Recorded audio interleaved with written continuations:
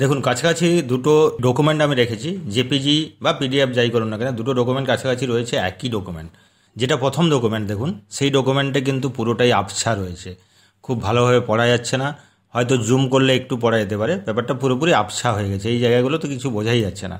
এই ডকুমেন্টটাই দেখুন কাছেই রয়েছে, একই সেম ডকুমেন্ট। এই ডকুমেন্টটা দেখুন, এখানে কিন্তু কমপ্লিটলি পড়া যাচ্ছে এবং পরিষ্কার পরিচ্ছন্ন একটা ডকুমেন্ট। এবার এই ডকুমেন্টটা কিন্তু আগের যে ডকুমেন্ট, সেই ডকুমেন্ট থেকেই পরের ডকুমেন্টটা তৈরি করা হয়েছে। তার মানে আমি আজকের ভিডিওতে দেখাবো ফটোশপে মাত্র দুটো অপশান ইউজ করে অস্পষ্ট আবছা কোনো ডকুমেন্টকে পুরোপুরি পরিষ্কার একটা ডকুমেন্টে পরিণত করতে পারেন। দেখুন এটা সেই ডকুমেন্ট, এবং এই ডকুমেন্টটা কিন্তু একটু আবছা রয়েছে, শুধু আবছা নয়, একটু ব্যান্ড হয়ে রয়েছে। আমি প্রথমে এই বেন্ডিং অবস্থাটাকে ঠিক করে নেব। এই বেন্ডিংটা ঠিক করার জন্য আপনি যেটা করবেন সেটা হচ্ছে, দেখুন এখানে যে লেয়ারটা রয়েছে সেই লেয়ারের লকটাকে আপনাকে ওপেন করতে হবে, এবং এবার লকটাকে ওপেন করার জন্য এখানে ডবল ক্লিক করে নেবেন। ডবল ক্লিক করার পর এখানে যে ওকে অপশান এসছে নিউ লেয়ারে, এখানে ওকে করে নেবেন। ওকে করানোর সঙ্গে সঙ্গে লকটা দেখুন খুলে গেছে। এবার আমি এটাকে ম্যাক্সিমাইজ করে নিলাম এবং মুভ টুলে সিলেক্ট করে নিলাম। যখনই আপনি মাউসটাকে কর্নারে নিয়ে যাবেন, এখানে হোক যেখানে হোক, কর্নারে যখনই নিয়ে যাবেন, মাউসের একটা কার্ভ পজিশান চলে আসবে। এই কার্ভ পজিশানটা আসার পরে আপনি একটু ঘুরিয়ে নেবেন। দেখুন লেখা কিন্তু সোজা হয়ে গেছে, এবং এটাকে আপনি একটু উপরের দিকে টেনে নেবেন, এদিক থেকে একটু বাড়িয়ে দেবেন, এদিক থেকে একটু টেনে বাড়িয়ে নেবেন, এবং এটাও একটু বাড়িয়ে নেবেন। দেখুন পেজটা সুন্দর হয়ে গেছে, যেটা বাঁকা ছিল বাঁকাটাও সোজা হয়ে গেছে। এবার আপনি লেয়ারে গিয়ে ফ্ল্যাটার্ন ইমেজে ক্লিক করে নেবেন, তাহলে লকটা কিন্তু আবার চলে আসবে। দেখুন এখানে লক আবার চলে এসেছে, মানে আপনি যে কাজটা করলেন, আপনার লেয়ারগুলো ভেঙে গেছিলো, লেয়ারগুলো আপনি আবার ঠিক করে নিলেন। এবার কি করতে হবে, এই মুভ টুলে সিলেক্ট করার পরে আপনি লেয়ারে চলে যাবেন। লেয়ারে যাওয়ার পরে নিউ অ্যাডজাস্টমেন্ট লেয়ারে যাবেন, যে প্রথম যে অপশান রয়েছে লেবেল, সেই লেবেল অপশানে ক্লিক করে নেবেন।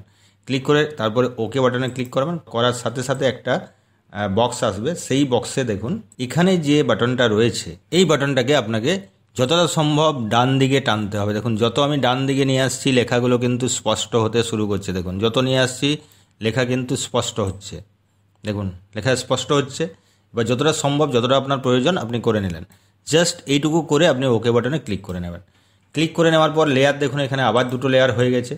এবার এই দুটো লেয়ারকে আবার একসাথে করে নিতে হবে। এবার আমি লেয়ারে গেলাম, মার্জ ভিজিবল বা ফ্ল্যাটার্ন ইমেজ, আপনি যেটা ইচ্ছে করতে পারেন। মার্জ ভিজিবল করে দিলাম, আপনার লেয়ার দুটো একসাথে হয়ে গেছে। এবার আরেকটা কাজ করতে হবে, এখানে যে টুলবারটা রয়েছে, সেই টুলবারের মধ্যে এই যে অপশানটা রয়েছে, এই অপশানের যে তিনটে অপশান থাকে, সেখান থেকে আপনাকে যে বার্ন টুল রয়েছে, এই বার্ন টুলটা নিয়ে নিতে হবে। নেওয়ার পরে এবং এখানে আপনি যে অ্যাসোসিয়েট বারটা যেটা রয়েছে, এখানে দেখুন এক্সপোজার যেটা রয়েছে, এক্সপোজারটা আপনার মোটামুটি ওই 30-31-এর মধ্যে থাকাই ভালো। 33-এর মধ্যেই আমি রাখলাম।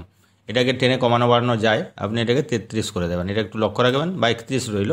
31 করার পরে এবার ডকুমেন্টটার উপরে আপনি প্রেস অ্যান্ড ড্র্যাগ করতে থাকুন, মানে ঘষতে থাকুন। দেখুন যত আমি ঘষছি তত কিন্তু লেখাটা ডিপ হয়ে যাচ্ছে, বার্ন হয়ে যাচ্ছে, পুড়ে যাচ্ছে। দেখুন আপনার লেখা কিন্তু যা ছিল, অস্পষ্ট যে লেখাটা ছিল, সেই অস্পষ্ট লেখা কিন্তু আর অস্পষ্ট নেই, কমপ্লিটলি পরিষ্কার একটা ডকুমেন্টে পরিণত হয়েছে মাত্র কটা টুলের ইউজের ফলে। সুন্দর হয়ে গেছে। এটা আপনি যত ঘষবেন তত বেশি ভালো আসতে থাকবে। ঠিক আছে, তো মোটামুটি ঠিকঠাক হয়ে গেছে। এবার এটাকে আপনি সেভ করে নেবেন। তো এইভাবে আপনি একটা অস্পষ্ট ইমেজকে আপনি কিন্তু স্পষ্ট একটা ডকুমেন্টে পরিণত করতে পারেন। এখানে আমি আমার ভিডিওটি শেষ করলাম। নমস্কার, আমি স্বপন, আপনারা দেখছিলেন ইগল একাডেমি। ভালো লাগলে অবশ্যই শেয়ার করুন, লাইক করুন এবং সাবস্ক্রাইব বাটনে ক্লিক করে নেবেন। ভালো থাকবেন, সুস্থ থাকবেন, দেখা হচ্ছে পরের ভিডিওতে। ধন্যবাদ।